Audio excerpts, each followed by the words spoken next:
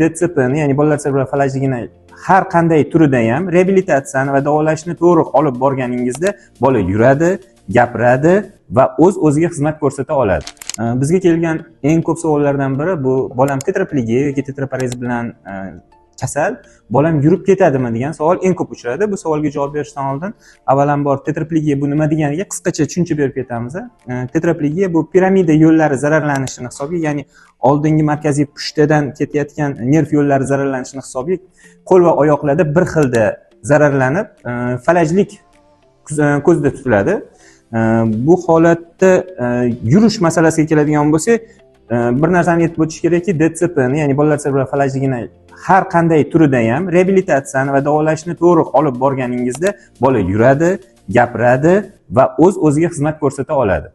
Asosan to'g'ri yo'nalish olish kerak va bunga ishonch kerak.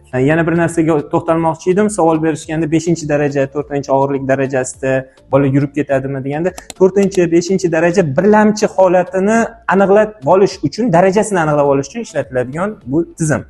4-daraja sekin rivojlangan sari, ya'ni ishlagan sari 3-darajaga, 2-darajaga o'tishi mumkin. 5-daraja ham har doim bitta holatda turmaydi. Reabilitatsiya qilingan sari yaxshilanib boradi. Bolalar serebral falajligi to'g'risida yana qandaydir savollaringiz bo'lsa, kommentariyaga yozib qoldiring. Biz albatta javob berishga harakat qilamiz.